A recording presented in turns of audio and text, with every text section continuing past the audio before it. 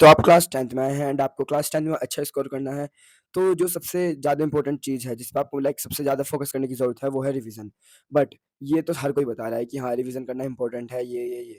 But कोई भी ये नहीं बता रहा कि रिवीज़न करना कैसे है एंड मोस्ट ऑफ द बच्चे इसीलिए कन्फ्यूज़ होते हैं। उन्हें ये नहीं पता डेली रिवीज़न कैसे करना है, ना ये पता वीकली कैसे करना होता है। उन्हें ना ही कोई मेथड पता है कि रिवीज़न करना किस टाइप से है।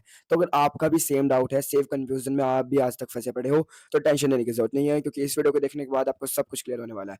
सो अगर हम पहली बार मिल रहे हैं तो hi everyone, I am Akshit Singh, just pass class 10th and started this channel with a motive to help you all in your class 10 journey.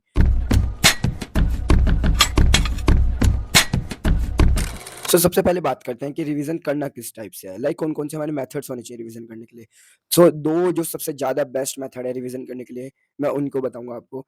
जो नंबर वन है वो है active recall method. Active recall method हमें क्या कहता है कि हमको लाइक चीज़ें देख के, लाइक नोट्स खोल के या एनसीईआरटी खोल के सीधा पढ़ने नहीं लगना। हमने कल एक लेक्चर देखा एंड हमें अब उसका रिवीजन करना है।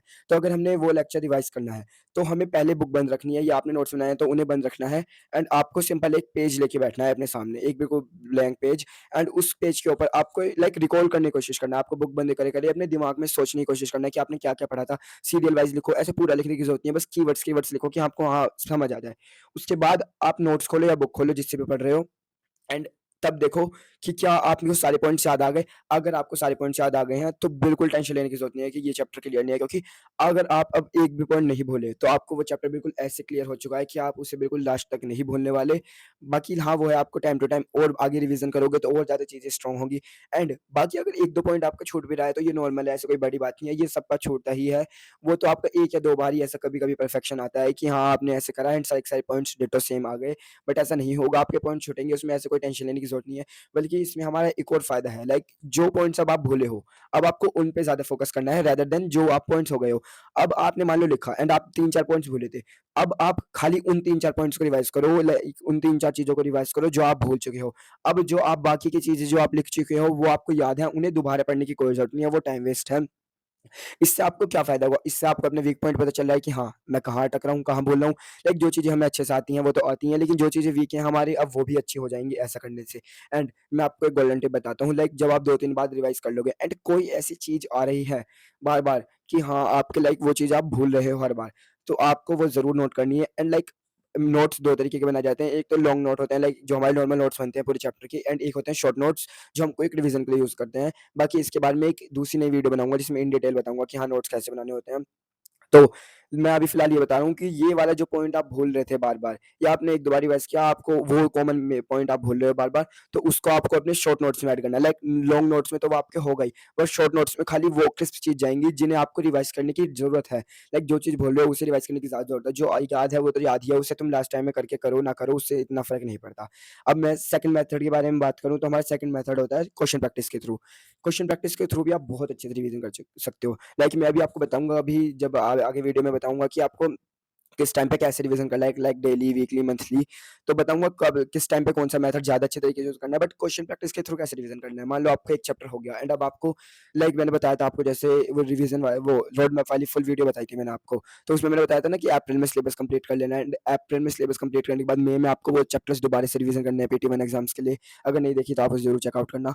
हाँ, तो जैसे आप दोबारा चैप्टर करोगे, अब आप पूरे नोट्स दोबारा से पढ़ने मत बैठना। आपको केवल क्या करना है, आप एक तो इम्पोर्टेंट चीज़ ये है कि आप बस वो जो शॉर्ट नोट मैंने बताया था ना, वो 1-2 पॉइंट आप जो भूल रहे थे, आप एक तो बस उन पॉइंट्स को पढ़ना खाली। एंड इसके अलावा आप बस क्वेश्चंस लगाना, डायरेक्टली क्वेश्चन लगाना सॉल्व कर देना। जौन-सा क्वेश्चन नहीं लग रहा, उसे देखना कि हाँ, क्यों नहीं लग रहा। जौन-सा क्वेश्चन नहीं लग रहा, जिस लाइक उस क्वेश्चन में जो कॉन्सेप्ट यूज़ कर हो रहा है, खाली वो कॉन्सेप्ट समझ के आना, पूरा कॉन्सेप्ट समझने की ज़रूरत नहीं है। अगर क्वेश्चन्स बन रहे हैं, तो इसका मतलब तुम्हारी थ्योरी क्लियर है ना, तुम्हें बार-बार थ्योरी पढ़ने का क्या शौक चढ़ रहा है? थ्योरी से नहीं आने वाली है इतनी। जो आएँगे वहाँ क्वेश्चन्स आएँगे, आपको क्वेश्चन्स पता होने चाहिए, एप्लीकेशन कैसे लग रही है उनमें, लाइक कौन स टाइप के क्वेश्चन की कौन-कौन सी डिमांड है, उसी हिसाब से लिखना, और आपका ल ओवरऑल प्रेज़ेंटेशन क्या होनी चाहिए, बस ये मैटर करता है। अगर आप पे क्वेश्चन बन रहे हैं, तो थ्योरी क्लियर है, बार-बार पढ़ने की कोई ज़रूरत नहीं है। अब बात करते हैं कि रिवीज़न कब करना है, लाइक डेली रिवीज़न करना है, वीकली रिवीज़न करना है, या क्या करना है, कैसे करना है? तो इसके बारे में अगर मैं आपको बात बताऊँ, तो ये जो मैं आपको पूरी एक साइकिल बताऊँगा, ये एक चैप्टर कंप्लीट होने के बाद में बताऊँगा एंड आपको ये हर चैप्टर के लिए रिपीट करनी है। सबसे पहले हम बात करते हैं डेली रिवीज़न के बारे में। अब मान लो आपने कहीं कोचिंग गए, कोचिंग नहीं गए तो आपने कोई ऑनलाइन बैच ले रखा है, वो नहीं है तो आप सेल्फ स्टडी से भी कर सकते हो, ऐसी कोई बड़ी बात नहीं है।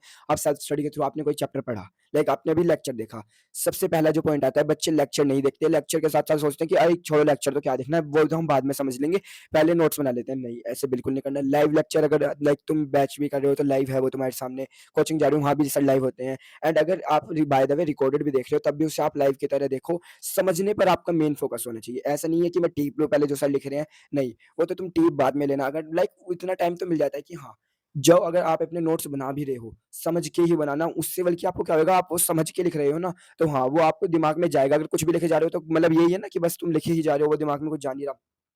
तो तुमने जितना सर ने पढ़ाया, तो उतना तो तुम्हें पहले ही क्लियर हो चुका है। तुम्हारे दिमाग में लाइक आ तो गया है अगर तुमने अच्छे से लेक्चर के थ्रू देखा। अब आपको क्या करना है, जैसे ही क्लास खत्म होएगी, लाइक अगर तुम कोचिंग जाते हो तो कोचिंग से घर आने के तुरंत बाद कुछ और नहीं करना।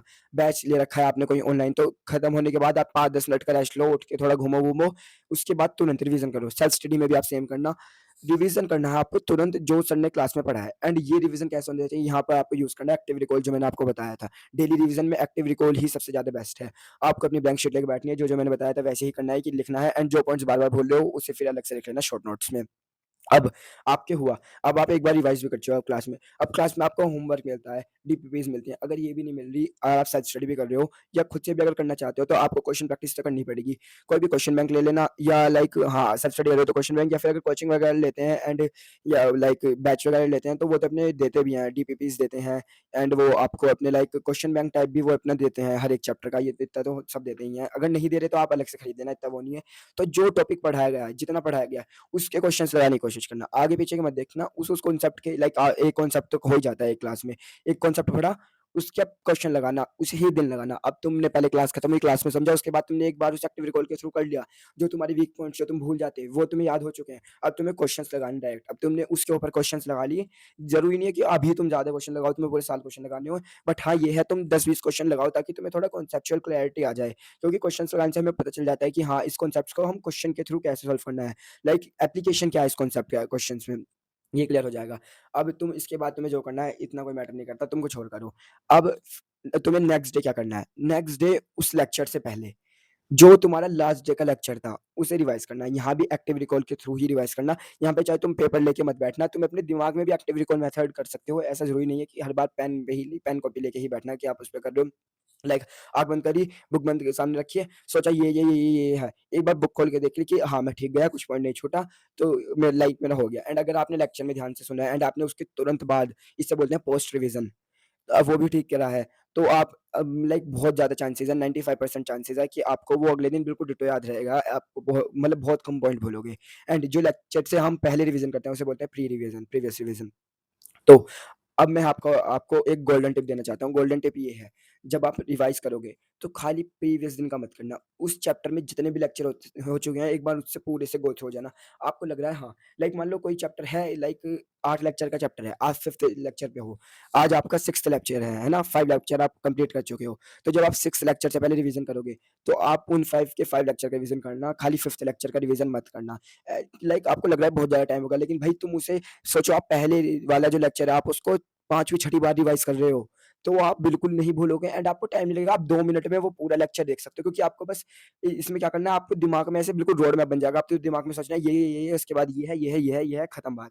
ऐसे सेकंड लेक्चर पे आना, इससे क्या होगा, आपके पूरे चैप्टर का कभी भी फ्लो नहीं टूटेगा, आप चैप्टर भूलोगे नहीं। वरना बच्चा क्या करता है, पहले लेक्चर देख रहा है, दूसरा देख रहा है, तीसरा देख रहा है। अगर चैप्टर लेंथी है, 10-12 लेक्चर का चैप्टर है, 12वें चैप्टर में जाके वो पहले लेक्चर में ये भूल जाता है कि क्या करना है, उसे उतनी ही मेहनत करनी पड़ती है। ये गोल्डन टिप है, आप इसे ज़रूर फ़ॉलो करना। लग रहा है कि हाँ, बहुत मुश्किल है, बहुत ज़्यादा टाइम टेकिंग है, कुछ नहीं ऐसे ही ज़्यादा टाइम लगता, बहुत ईज़िली हो जाता है, क्योंकि आप उस चीज़ को बहुत बार रिवाइज़ कर चुके होते हो, तो 1-2 मिनट लगता है हर लेक्चर में।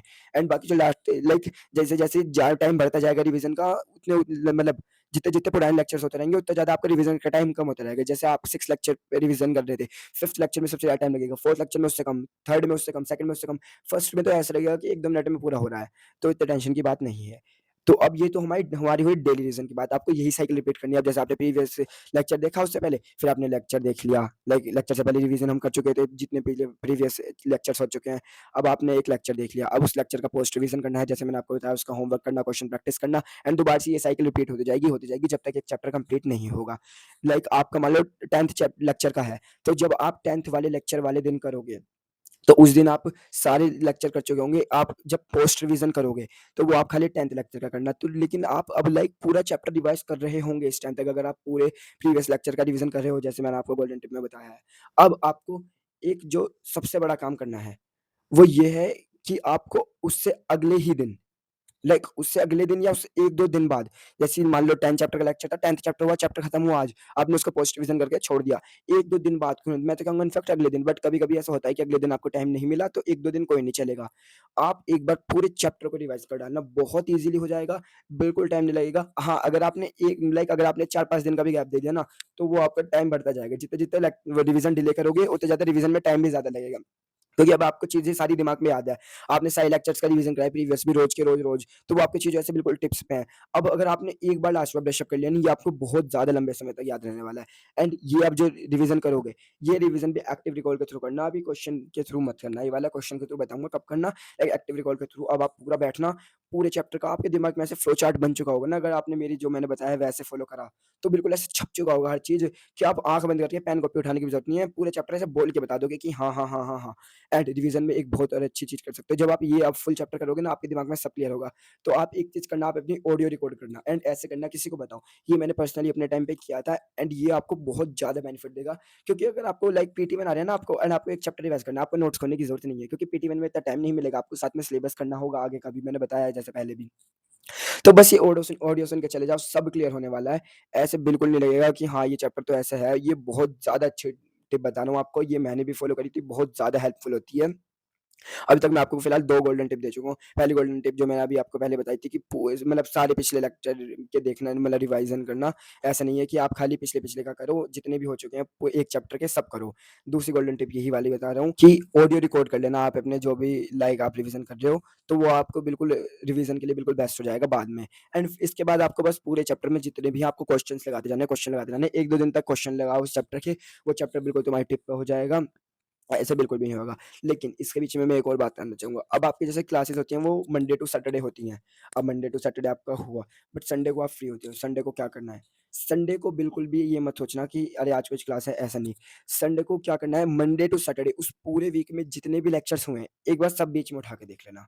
ये पॉइंट मुझे पहले बताना चाहिए था, बट हाँ, अब बता रहा हूँ।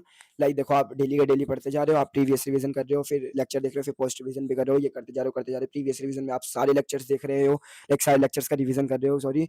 एंड उसके बाद संडे को आपको एक बार पूरा देख लेना है। लाइक आपका अगर आधा चैप्टर हुआ ना 1 हफ्ते में, तो आपका आधा चैप्टर तो संडे को ही क्लियर हो जाएगा। आप उसके क्वेश्चंस भी लगा लेना, यहाँ पे सब एक्टिव रिकॉल काम आने वाला है। बाकी जो मैंने बोला था, क्वेश्चन प्रैक्टिस के थ्रू रिवीजन होगा।